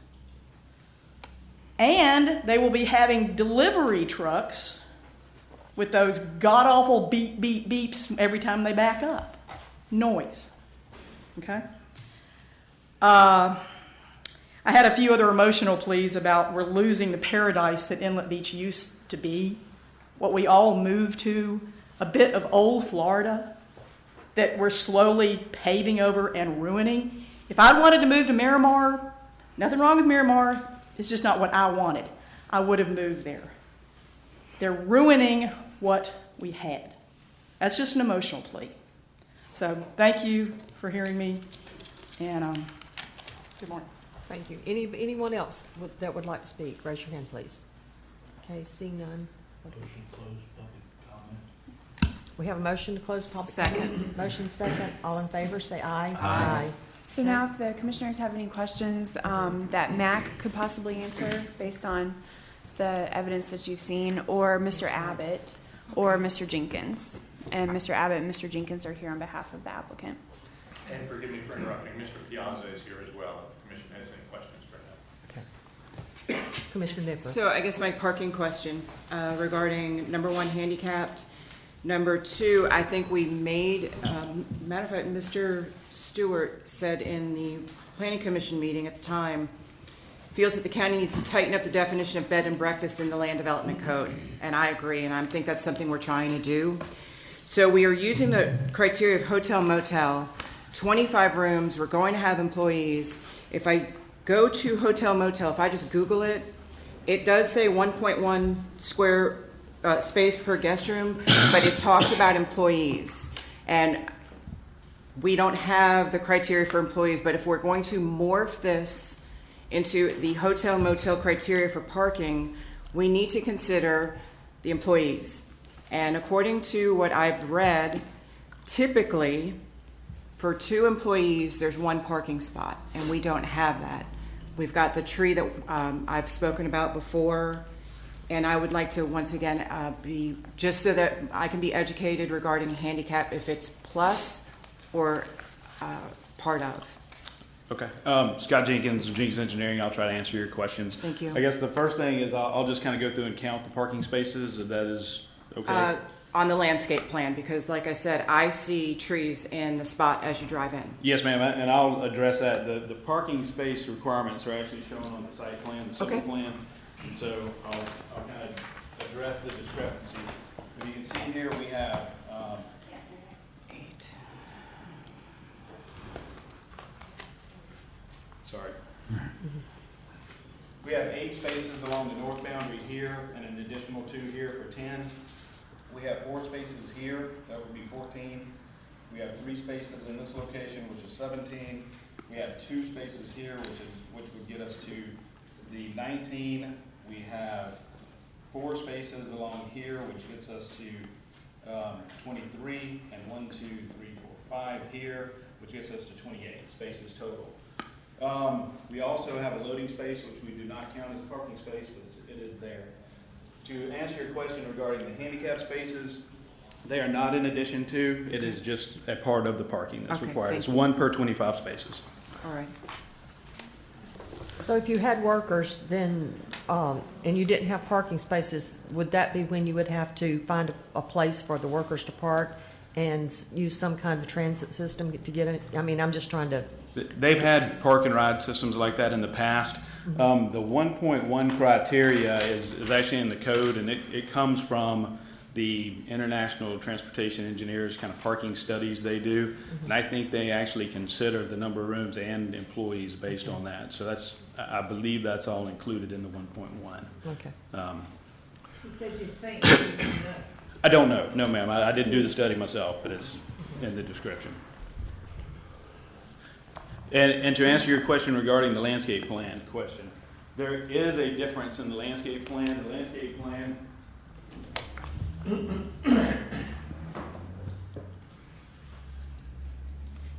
is really primarily to show the buffer planting, number of trees required, number of shrubs, things like that. At a point during this process, we converted this space to a loading space, like I mentioned earlier, and added an additional space here. So these shrubs would shift down about 4 feet, but it's still the same number of shrubs and trees. Sorry. So the number of spots will be the same. We'll still have 28 plus the loading and unloading. Correct. Okay. And we'll be glad to update the landscape plan to indicate that if you would like us to. All right. And can you address the compatibility with 24-hour operations? That I can't. No, ma'am. I'm sorry. I didn't do the compatibility study.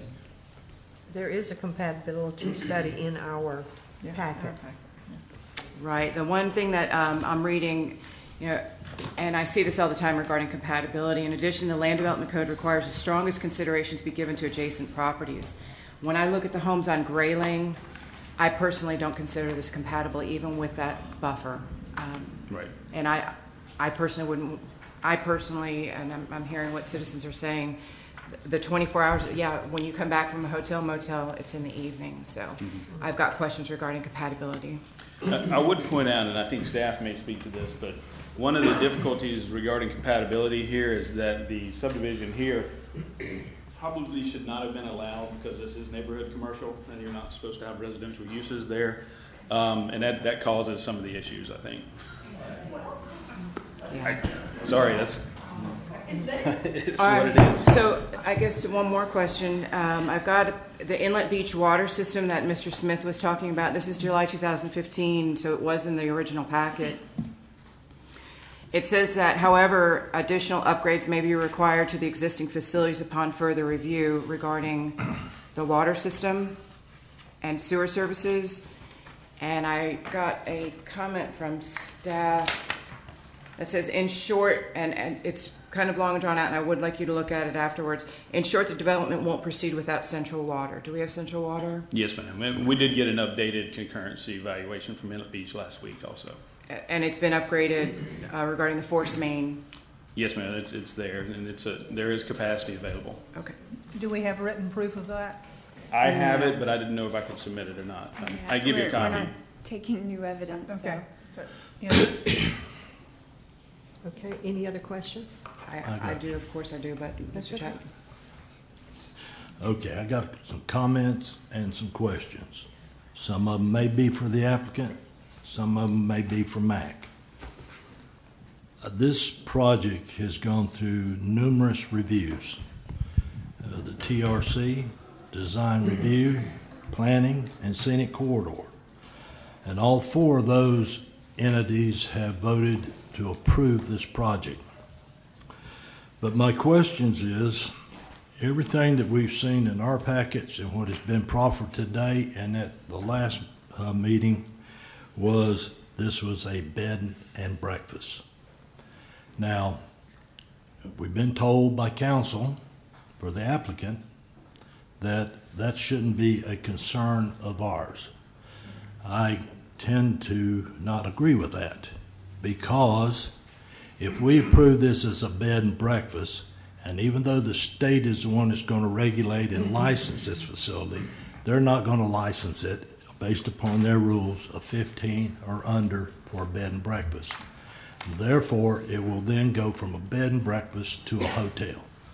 And my question, I guess, to Mac is, on this 0.65 acres and under the Conklin and Inlet Beach neighborhood plan, would it allow a hotel or motel to be built on that site?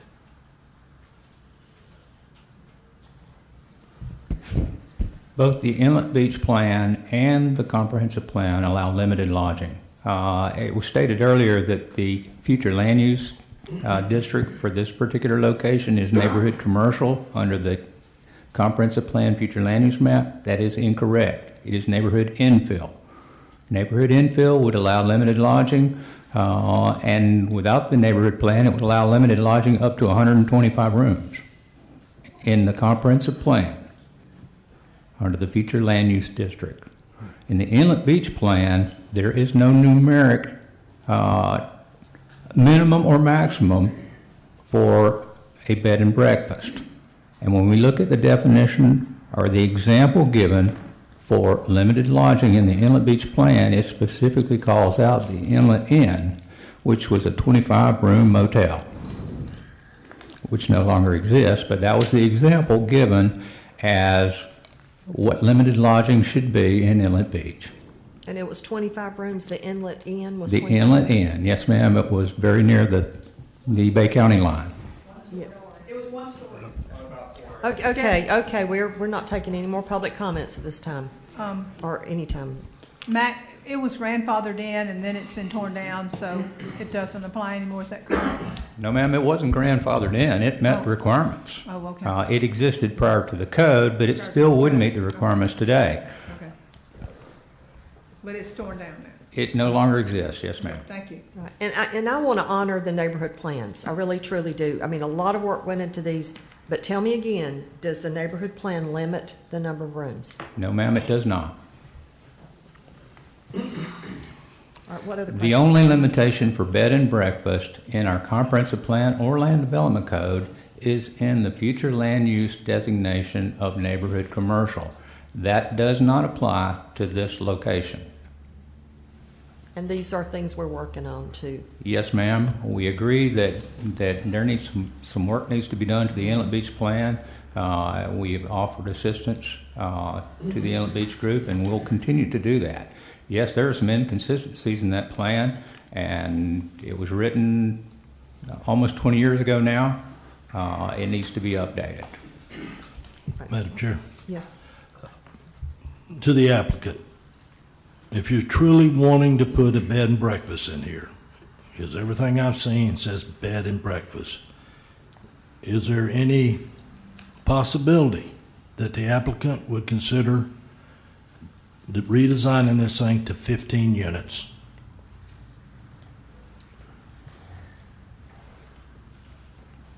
I see her shaking her head no, so in that case, never mind. So if it doesn't get permitted by the state, it doesn't meet the criteria for a state permit, what do we have? We don't have anything to do with that. We don't, we have to make, wasn't the question. we have to make a decision on what we have today. We have to make a decision on what the neighborhood plan says today and the comp plan says today. When we were dealing with the Hampton, same issue. We realized we had to fix it later. We fixed it later, but we have to make a decision on what's here today, in my opinion. Right, Sydney? Yes, ma'am. And I guess just to address this issue, and I know you watched the video, and the attorney who represented the applicant at the time addressed it, and I know Max addressed it. Mr. Abbott might want to address it too. But the criteria used by the state for their licensing requirements only has to do with state business licensing. The criteria that we're using has to do with the density that's allowed on the property and zoning. So zoning is a purview of the local government, whereas state licensing is a purview of the state government, and often we would have different definitions in what's required for zoning versus what's required for state business licensing. Well, I understand that, Sid. I totally understand that. However, our approval or disapproval today is going to be based upon what is going to be built there and what title or designation it has. And everything I've seen is for a bed and breakfast that I do not believe, if we approved it today, is going to go through the application process with the state to get a license. They're not going to license it as a bed and breakfast. It's going to be a hotel. And my concerns are, as I look at every project that comes before us, is parking. And I'm kind of tired of the word minimum. When I was in school, minimum was a C, but it sure wasn't to my mama. So whenever we talk about we have a minimum parking places, that concerns me, because if I'm heading down from Tennessee and my daughter's coming from Georgia, that's 2 cars.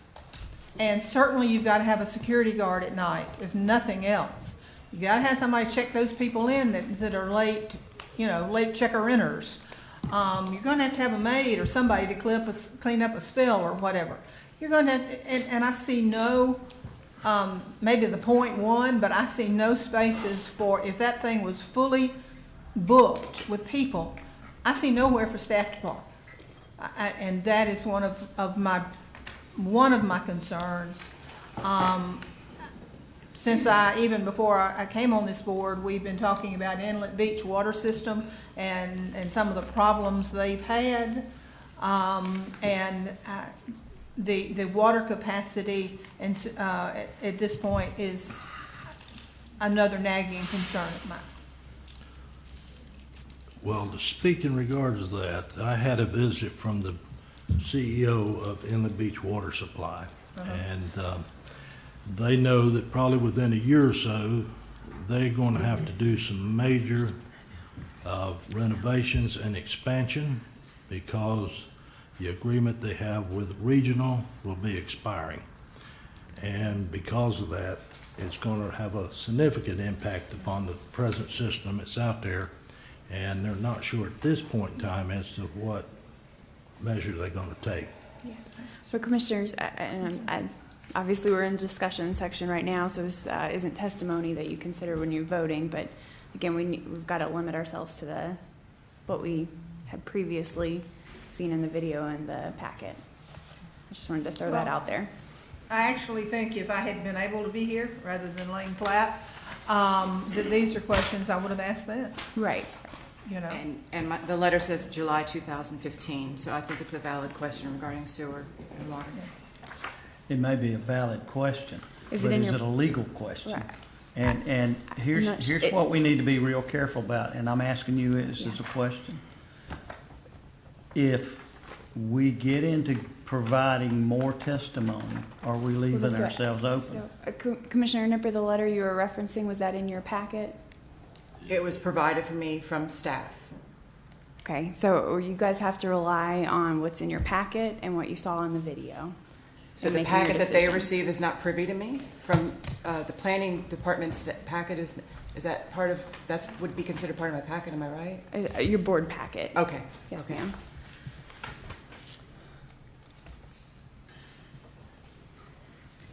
Any other questions? Looking through this decision from Judge Lindsay. Can we? Judge Lewis. Judge Lewis, I'm sorry. Can we talk about that? Judge Lewis? Lindsay was an old friend, so I. Yes, ma'am. So Judge Lewis's order is in your packet, in your board packet. I don't see anywhere where he states that anything against the applicant or any of those things. I know he sent it back to us because we didn't have 5 people here, basically. Yes, sir. But I mean, we've got to go on the evidence presented. And Mac, could you answer the parking question one more time? That would be, That was in the thing. Right. This is Yes, not sir. new evidence. Yes. Yes, sir, that is in the packet. The parking is indicated on the site data table. Is 28 spaces for the 25-room capacity. It's calculated at 1.1 space per guest room in accordance with the Land Development Code, Chapter 5.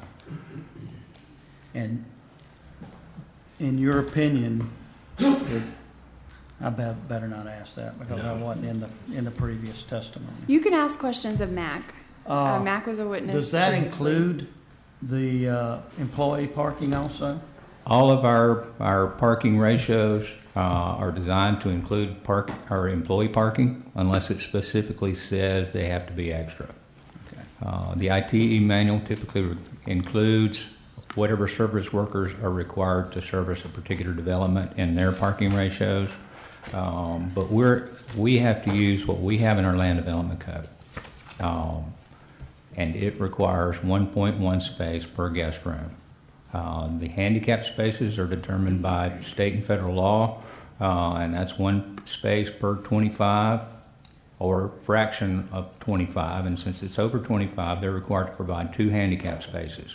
But those are included in the gross number of spaces required by the Land Development Code. And if there's some concern about the water and sewer availability, I would suggest that you make that a condition of approval, that be confirmed if you choose to move to approve this development. in the neighborhood plan, does it, I believe I heard it said, it referenced the Inlet Inn at 25 rooms. Did it specifically say Inlet Inn at 25 rooms? It specifically says the Inlet Inn. I don't think the 25-room amount is in there. Now, this is in Appendix D. The types of businesses operated are listed in the following section. Limited lodging, the Inlet Inn. Okay. That's all it says. Any other questions? I have a question for the attorney. Yes, sir. Could you explain, as you did in the first meeting, or whoever was representing, if it wasn't you, the fact about licensing? Mr. Abbott, would you like to address that? Of course. And thank you for the question, Commissioner. Obviously, as you know, we've got different levels of government, and the different levels of government regulate different things. Cities regulate certain things, counties regulate certain things, and the state regulates certain things. Development, land use, is generally a county concept. It comes from a state law, but you guys generally regulate development. So you pass your comprehensive plan, you pass your zoning code. You're generally in charge of how buildings are built based upon where a piece of property is located. So this piece of property is governed by particular provisions of your comprehensive plan and particular provisions of your zoning code, and it tells you pretty precisely what can be built and what can't be built.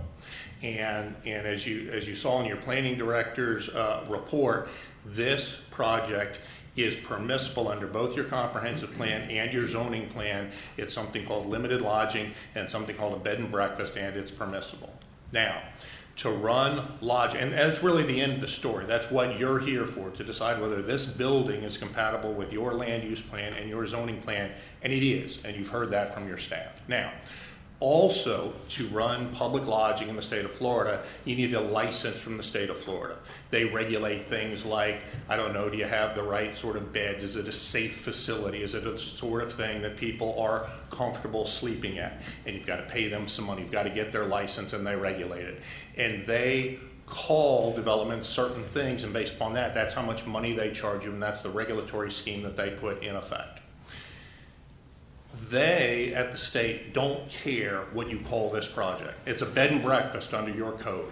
When we go to the state and we say the county calls it a bed and breakfast, they don't care what you call it.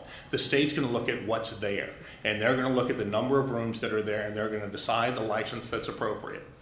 As you've heard, the state probably doesn't call this a bed and breakfast. When we say we have local approval for a bed and breakfast, they're going to say, no, under our code, what you've got here is something else. It's under a different regulatory scheme, and you've got to pay us money for that different license. You don't, and we're going to get that license. We are going to run it consistent with the state requirements for the sort of development that we have. To sort of address what I sense was the concern from the vice chair, if we get a license from the state and the state says under our codes what you're running there is called a hotel because of the number of units, you don't have to be concerned that the operation of the unit changes at all. You tell us what building we can put there, and we can't change the structure of that building, and we can't change the nature of that operation. That's all regulated by you. So simply because the state license is going to call this something other than a bed and breakfast, it's not going to change the operations, and it's not going to change your development approval.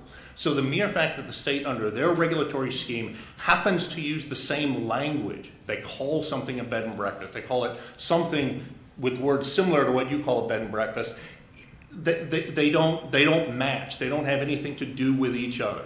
So you allow this development and you call it a bed and breakfast. The state is going to allow this operation. They're going to have another phrase for what's going on. But really, what the state calls isn't and really cannot be the basis of your decision on this development approval. This development application is governed by your regulations, and as you've heard from your professionals, it meets all of your criteria. And candidly, it has to be approved pursuant to your criteria. I hope that answers your question. Well, without all the legalese, you're Yes, saying sir. we need to ignore what the state's saying. And I just go strictly by our comp plan and code and the neighborhood plan. I should learn how to speak more efficiently. Yes, sir, you said it much better. Okay. Any other comments, questions?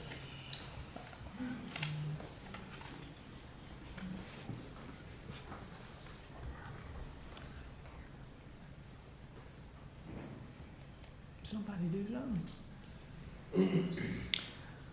Based on the fact that the planning department approved this, the planning commission approved this, the design review board approved this, I think as a commissioner, I don't see evidence that goes against what they've approved. I know the people don't want it, but is that a legal means to stop it? So I make a motion, we approve it with what Mac talked about, with the approval that they get the proper water and sewer. Okay, do we have a second? Second. We have a motion and a second. Any other discussion? Seeing none, all in favor say aye. Aye. Any opposed? Nay. Nay. Motion passed, 3-2. Motion to adjourn. Okay, have a motion to adjourn, have a second? Second. Okay, all in favor say aye. Aye. Adjourn.